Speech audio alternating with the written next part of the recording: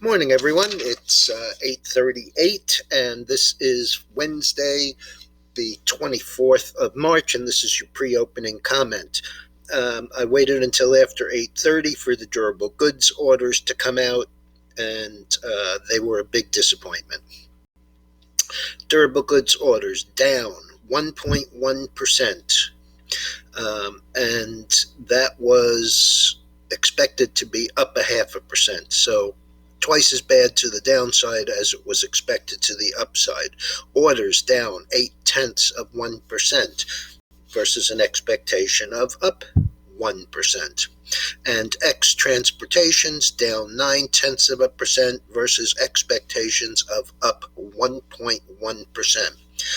We also have service PMI and manufacturing numbers both coming out at 9:45, and oil inventories coming out at 10:30. The effect on the futures was not particularly meaningful. We have the Dow was up 140, now up 130. We have the NASDAQ going the other way. It was up 93. It's now up 99, mostly on the chip stocks. And the S&P just slightly lower. It was up 17, now up 16.25. Bitcoin, however, which was up 1760, is now up 1820. In news, we have Dolphin Entertainment. I neglected to mention this one yesterday. DLPN is the symbol. They are cashing in on the non-fungible token NFTs with a partnership with Hall of Fame Resorts and Entertainment, HOFV. So Dolphin yesterday closed 1833, which was up just a scant 236%, or $12.88, and today has been as high as 38. Last is 34.60, and that's still up $16 and change. So we have a stock that's basically gone from just under $5 to $38, literally, in a day and a half of trading. And HOFV, Hall of Fame, is currently trading up 75%. It's $7, up about $3. Other news, Robinhood files confidential statements with the SEC for an IPO. Tesla raises the price of the Model Y, which is manufactured and sold in China. And they also have tweeted out the fact that they will now accept Bitcoin to purchase your Tesla. The stock is up 7, but I doubt it has anything to do with either of those items. Intel, after reporting yesterday, doubled down on manufacturing. They are spending $20 billion to build a chip plant in Arizona. The stock is $65.85, which is up about $2 and change versus last night after the earnings, when it was up double that at $67.85. And we also have the Senate version of yesterday's Love Fest with Yellen and Powell telling us the same thing again and again and again.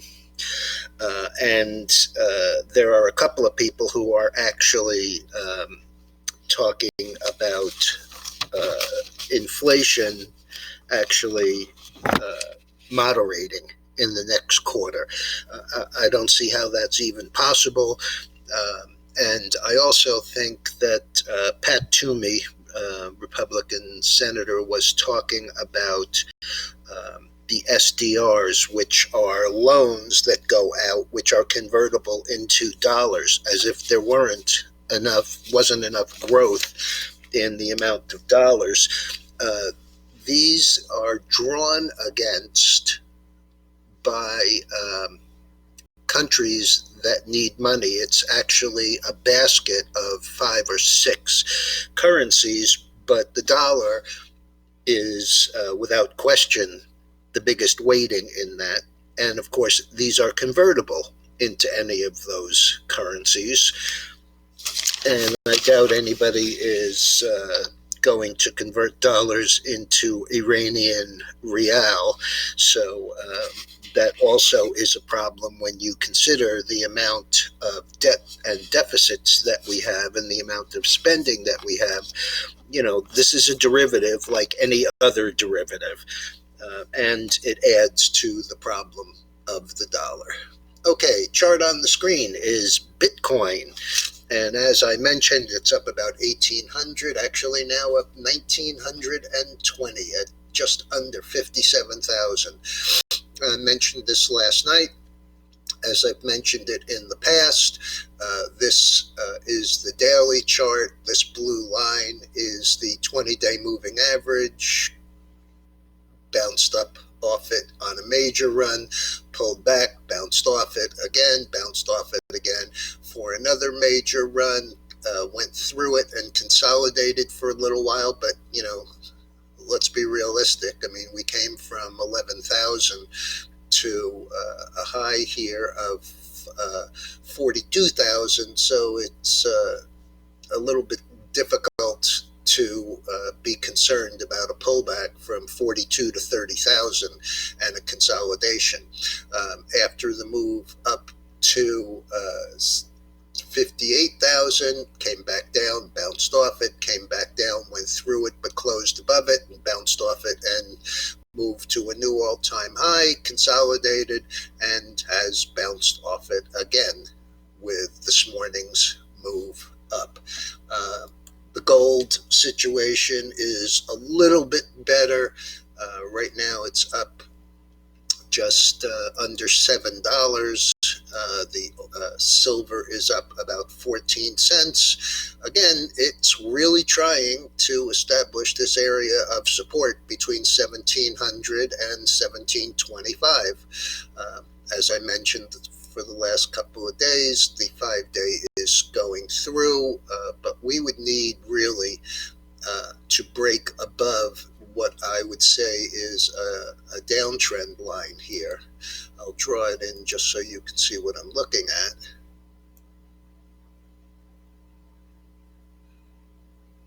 So, you know, if we can come back through this to the upside, that would be, again, a close above the number that I've been using up until now, which is 1742, 1741.70 is the high close. Then I think we could see a move back up into the 1775 area. But we'll, you know, have to see how that develops. That's really about it. There's not a whole lot to talk about. The oil and nat gas. Oil is up $1.60. Nat gas is up about a penny. Let's just go with the nat gas since everybody knows how bad the oil was yesterday, down over 6%. So today's action is pretty meaningless. But again, we are really trying to hold this area around 250, 245.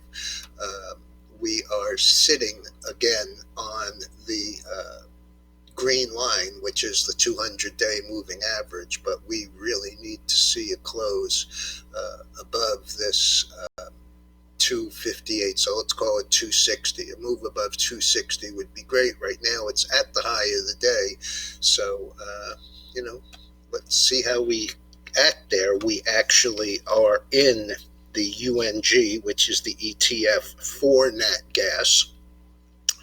And yesterday we sold half of the ROOT calls.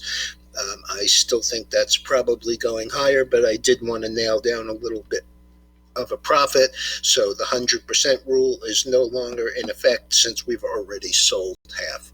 All right, everyone. Dow is still slipping a little now, up just about 112.